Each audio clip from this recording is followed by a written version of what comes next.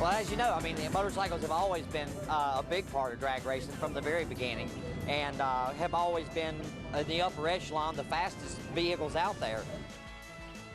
It's amazing. I mean, you look at an engine that's been around since my great-great-grandfather was riding, and it's basically the same motors, bigger displacement, of course. But with a combination of that old technology and some new technology, it's all cutting edge. Today in motorcycle drag racing, America's venerable V-twin is lovingly looked after by the All Harley Drag Racing Association, the AHDRA. We really want to thank everybody for coming. Just coming to Sturgis for AHDRA is it's almost a necessity. We have missed it for years. It's the mecca of motorcycles. Our sport has just grown so much, and we're so proud of all these people. We have 16 to 20 top fuel bikes at each event. We've got another 200 or 250 sportsman bikes that are at that event, but you're talking about 9 and 10-second motorcycles that are in the 100, 125 mile an hour range. The Harleys have got the crowd's enthusiasm for sure. They love the Harleys. They go crazy for them. The baddest bikes to pull up to the line on the AHDRA Tour are for sure the nitromethane-powered machines of the top fuel class. I've been doing this for 35 years, and if you'd asked me 30 years ago, would you see a Harley Davidson go 200 miles an hour? I'd say you're absolutely crazy.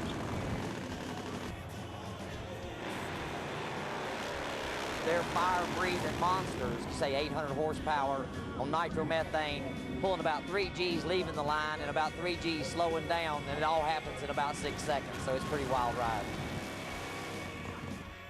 The only real limit we have in top fuel right now is 175 cubic inch motors. Other than that, it gives us a lot of ways to innovate and try different combinations, see who can really run it ahead of the pack.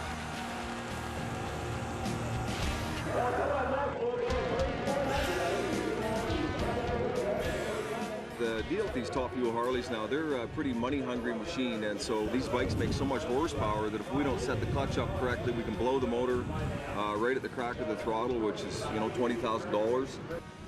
The biggest limitations we have at this point, especially on the top fuel bikes, is the size of the tire and getting that power to the ground and controlling it. They've come up with a new fuel system that a lot of the top guys are running. We have one on our bike, and it allows you to correctly deal with all that nitro you've got in the motor, and it's kind of revolutionized top fuel Harleys. I think we'll see some of the big guys running in the 5s on a non-blown bike this year, so it's amazing.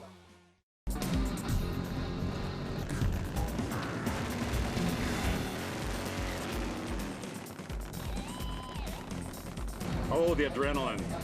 And there's no better drugs than that, believe me.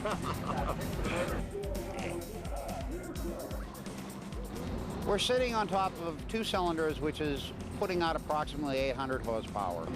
There has been some severe accidents from it, because when that head comes off, it's just like a rocket coming out of the ground. Nitromethane is not forgiving.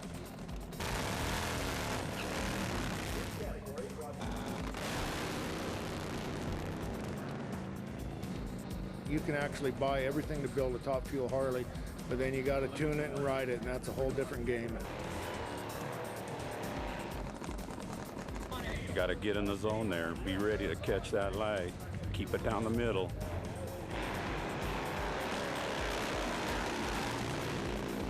The big thing comes when you got to shut it off and the wheel comes down.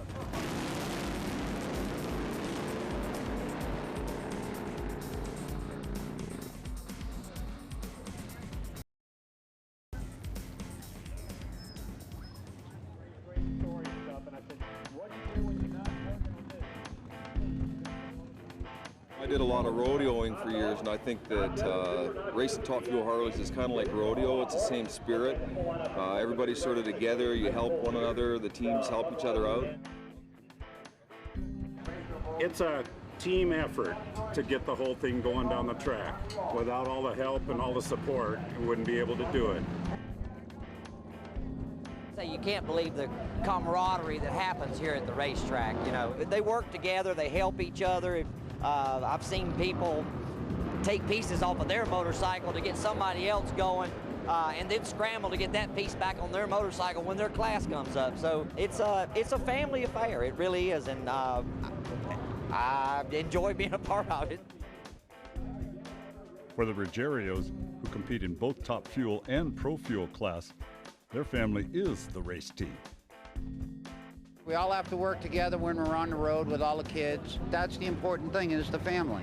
Just basic teamwork. We double check each other that we didn't forget the gas bottle or make sure that the batteries are charged up in the starter car. The team becomes one body. Everybody is just as important. My son drives a motorcycle. It's like a kind of a dream come true. The greatest thing with racing with my dad is all the experience he has. You know, he helps me immensely. I think my strengths are definitely my reaction times, my skill, my agility on the bike, the experience I've had being able to crew chief for Dad. I'm involved pretty heavily in both bikes. So between getting the bikes, starters, safety equipment, the chest protectors, the gloves, the helmets, the spine protectors. When you get on the bike, it becomes all business. My son is picking a spot on the track that where he feels has the best traction. And that's what I aim for when I do the burnout across the starting line, to put some fresh rubber down. Once you get to the lanes, you're paired up, you start running the run through your mind. I concentrate on reaction time, and I just pick a spot at the end of the track and you just go for it.